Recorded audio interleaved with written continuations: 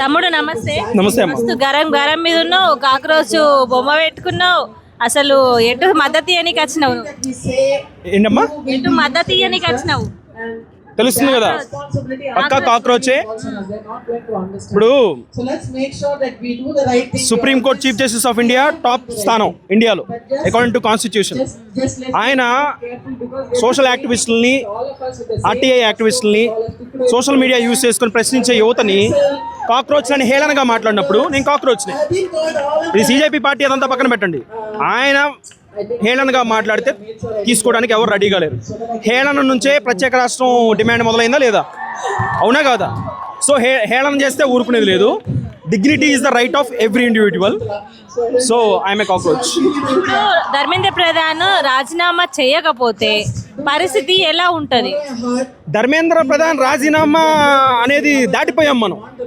ఆయన రాజీనామా చేస్తాడు, అది జరిగిద్ది. దాన్ని దాటొచ్చాక మనం ఇప్పుడు హోమ్ మినిస్టర్ రాజీనామా చేయాలి. పోలీస్ ఫోర్స్ అంత దారుణంగా వాడినందుకు హోమ్ మినిస్టర్ రాజీనామా చేయాలి. ఆయన అక్కడ అంత దారుణంగా పిల్లల్ని కొట్టిన పోలీసులు బాడీ కెమెరాలు పెట్టాలి వాళ్ళకి. నెక్స్ట్ టైం నుంచి వాళ్ళనే ప్రాసిక్యూట్ చేయాలి ఎట్టి పరిస్థితులు. అది మా నెక్స్ట్ డిమాండ్.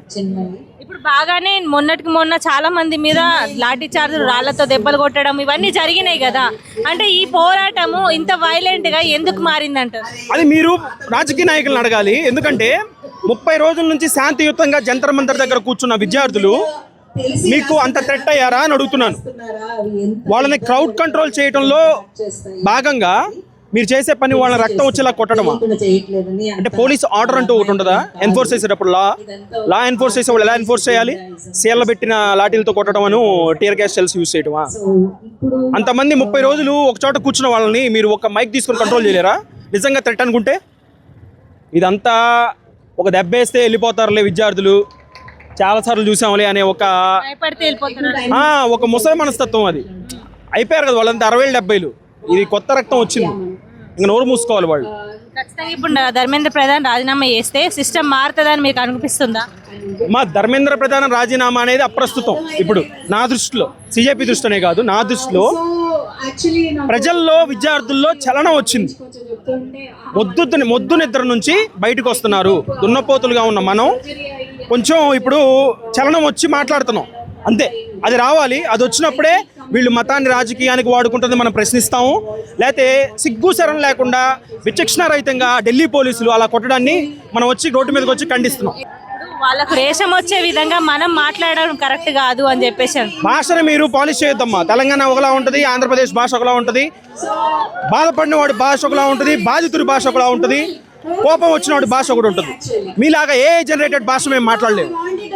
బాధపడినవాడి భాష ఇంతే ఉంటుందమ్మా, ఇంతే ఉంటుంది. మీది కొట్టే భాష కదా, మీది దేహ భాష కదా. ఆ భాష కన్నా ఈ భాష నయమా కాదా మీరు చెప్పండి. ఎక్కడికి పోరాటం ఆగుతుందా, ఇంకా ముందుకు పోతుందా? పోరాటం ఆగుతుందా, ఇంకా ముందుకు పోతుందా? పోరాటం ఆగాలి అంటే డిమాండ్స్ నెరవేరాలమ్మా. చెప్పిన 5-6 డిమాండ్లు ఇంకా పైలప్ అవుతున్నాయి డిమాండ్స్.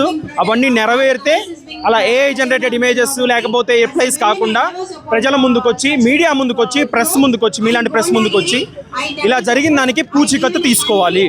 నరేంద్ర మోడీ అయినా, అమిత్ షా అయినా, ధర్మేంద్ర ప్రధాన్ అయినా. థ్యాంక్ యూ తమ్ముడు.